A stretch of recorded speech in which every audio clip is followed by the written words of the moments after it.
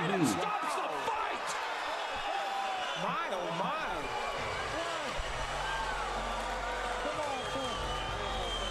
Celestino Ruiz made sure we would remember his name in this fight tonight. Okay.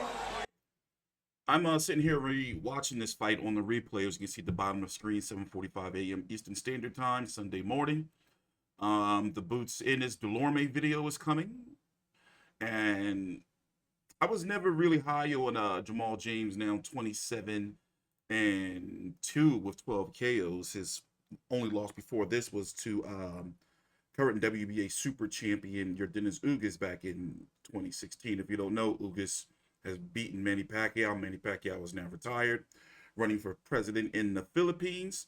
So he fought, and Lord, I'm going to butcher his name, Radzhab Butaev. Even though they've been saying it all night, I had the TV on mute. As I said, by the way, it's legit. Like, if you see that hat right there, like, they're going to either choke you out or beat you up. Them dudes ain't no joke. They've been winning all day yesterday from UFC and straight into boxing. Anyway, I'm TstreeT Controversy with Fight View 360. Now Butaev moves on in the now three-man left tournament to crown one WBA champion in the 147-pound division.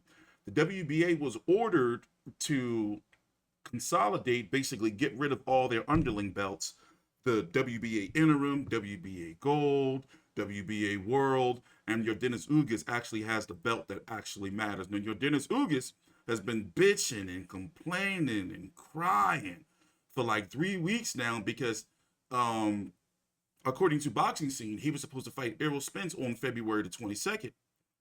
But the WBA's hands are tied because they have to consolidate those belts. So people are saying stuff like, well, if it was Manny Pacquiao, they probably wouldn't do it. Actually, I disagree. Because if you really think about it, they made Manny Pacquiao the champion in recess. Sheesh. It made Yordenis Ugas champion. Anyway, I don't want to get into that too much. But I do want to say that Yordenis Ugas has two tough fights ahead of him because he got to beat Stanionis. We don't know when that fight's going to take place. Ugas been really, really trying to get out of it, and it's not happening. The WBA is already losing millions of dollars in sanctioning fees a year from getting rid of all those WBA underling belts, and they're not going to lose more money, possibly be not sanctioned in the United States, meaning their belt not be recognized for Yordenis Ugas. Anyway, you got to go do the research and look that up yourself, but it's a big deal. Here's the punch stats. Pause it if you have to. And pretty much that 6'2", 147-pound frame, yes, 6'2" at 147 pounds of Jamal James, pretty much, he gassed out late in the fight, midway through, late in the fight. And maybe, I'm going to say, don't be surprised if he moves up to 154 pounds after this. So sometime, I'm going to guess maybe in January, February, no later than March, we're going to see Ugas versus Stanionis, because what's the point of Ugas versus Errol Spence if Ugas don't have a belt? And I'm pretty sure Errol Spence is trying to capture the belts because you got fans saying, Ugas should just drop the belts, man, and fight Errol Spence. And unfortunately, it doesn't work like that. That belt is very, very valuable, and I don't see him dropping it. So we're going to listen to the post-fight interview, and I got a lot of videos I got to do over the next couple of days, especially as we're getting rid of October and happy Halloween, by the way, and getting ready for Canelo versus Plant and all the significant fights that's coming each week after that in boxing and in mixed martial arts. So we're going to take a little bit of a jump cut. Oh no, we don't. Let's turn it up. Please subscribe. Our referee in charge stops the contest. He is the winner by way of technical knockout. He is still undefeated. And now the WBA welterweight title holder, Radzhab No Mercy Butaev. Radzhab Butaev showing no mercy to a game. Jamal James Butaev now has a belt. He's now 14-0 with one no contest. So the H is a J. Radzhab. Gotcha. All right. Gotcha. Makes sense. Let's see if he gets a post-fight interview. Let's go to Jim Gray. All right, Morrow, thank you very much. Vadim will translate for us. I could hear you screaming, and the new. champion. How exciting is this moment for you, and what does it mean? Сейчас только что стал чемпионом мира. Как для тебя это важно и что это для тебя значит? Для меня это очень важно. Это первая ступень того, чего я хотел добиться. Не сказать, что я стал чемпионом мира и удовлетворен. Я знаю, что я лучший в своем весе, и это первая ступенька к тому, чтобы доказать всем, что я лучший. Я жду следующих вызовов. То, что я завоевал пояс, это ничего не значит. Это только начало. This is very important. This is a big step for me, but it's only my first step. This is my dream, and I became a world champion. But I believe that everything is ahead of me, and I'm looking for the biggest challenges. This is the first step, and I took it today. And I'm looking to try to prove that I'm one of the best in this division, and I'm very happy today. How are you able to overcome the point deduction and the referee constantly stopping you throughout the fight with your momentum? Для тебя как-то беспокоило то, что сняли очко, и то, что рефери где-то не давал и останавливал бой? Тебя-то как-то это сбивало с ритма? Не сказать, что я имею что-то против рефери, это его работа, он знает ее лучше меня, но я люблю, когда два человека боксируют, им не мешают, чтобы не происходило в ринге, они дерутся, их на каждую секунду не останавливают, разнимают, чтобы что-то объяснить. Там, я люблю, чтобы они давали драться все 3 минуты полноценные и просто так не останавливали бой. А то, что сняли очки, да, возможно, я был виноват, так и должно было быть.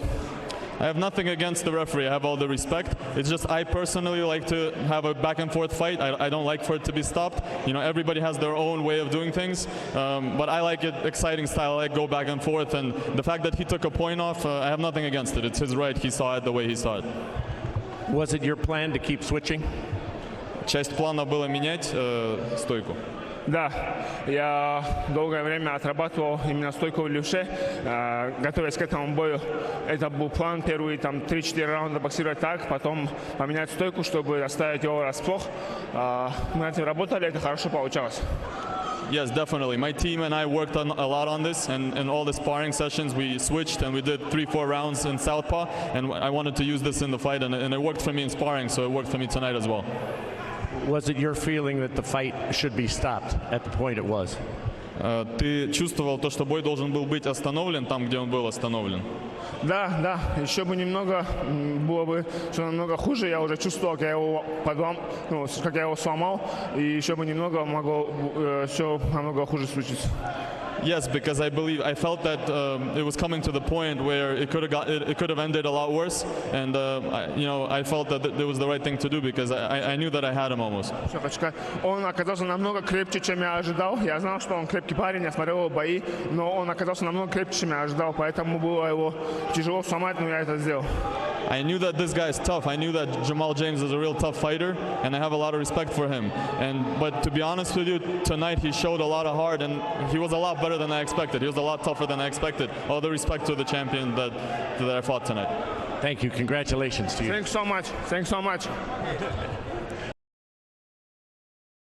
Yeah, I'm good, man. I want to thank everybody from Minnesota that came out, everybody in Vegas, all my family, friends. I love y'all, all my supporters. You know, it wasn't my night tonight. Big shout out to Butaev. Big shout out to Ennis, man. These guys came through and did their thing. You know, I'm going to bounce back stronger and harder. I want to give a sincere thank you to Al Heyman and his whole team. I want to give a big shout out to the Circle of Discipline and all my people back in Minneapolis. I'm sorry I couldn't bring the belt back, but best believe I'll be back and I'm gonna get it another shot for sure. Did you feel as though the fight should have been stopped at that moment? Nah, man, I'd rather go out on my shield or out on the floor if I'm gonna go out. I still felt that I had strong will. You know, obviously he was catching me with some pretty nice shots, but I felt that it was still very competitive. You know, but that's why we have a referee, because, you know, I'll keep fighting until I can't no more, so. What do you think was the turning point in this fight for you? What was the difference? Well, you know, he was just a better man tonight. I don't want to make excuses. I kind of had a long layoff. I had some rust on me. How important was that, and did it play a role in the fight? You know, I just couldn't keep him at bay with my range like I would have liked to. And, you know, I just think that rust kind of played a part in it. But, you know, that's boxing, man. That's boxing. You know, some nights it ain't your night.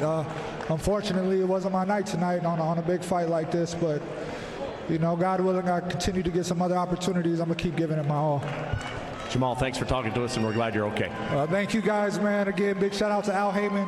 Happy birthday to my lady and my sister, man. They just had birthdays. They came out and showed love.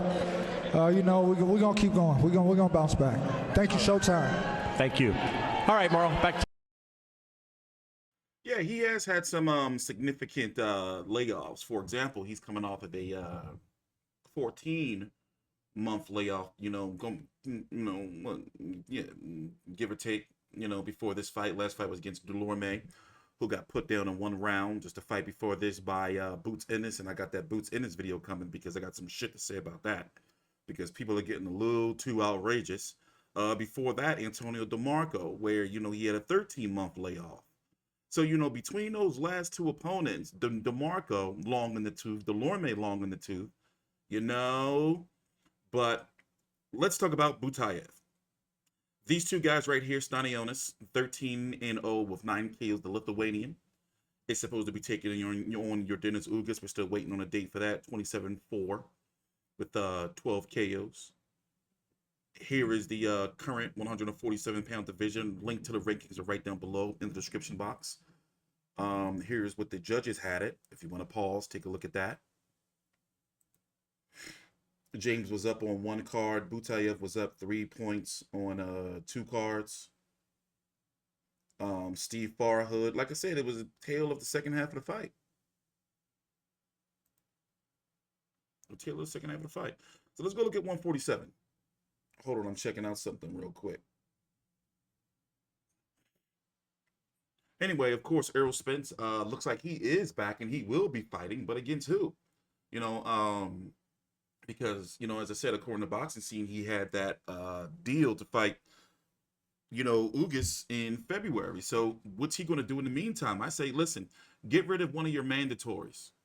You know, and as you can see, Virgil Ortiz is ranked #1 by the WBC and by the WBO. By the way, Terrence Crawford and Sean Porter are going to be fighting in 20 days on Top Rank on ESPN Plus pay-per-view. Still trying to find a pay-per-view price for that, but they're saying it's going to be cheaper than the average pay-per-view, you know, mainstream pay-per-view of $79.99. That's what Fury versus Wilder 3 cost. That's what Canelo versus Plant will cost.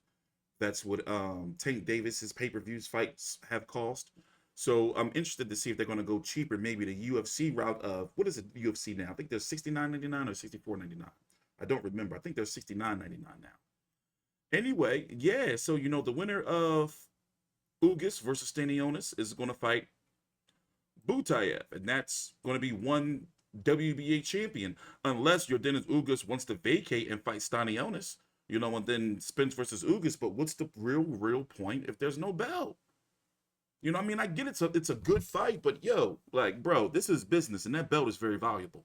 But anyway, I am TstreeT, and then Spence, to collect that belt, will still have to fight Stanionis. Like, you know, if your Dennis Ugas vacates, well, the winner of Stanionis Butaev would have to fight if your Dennis vacates.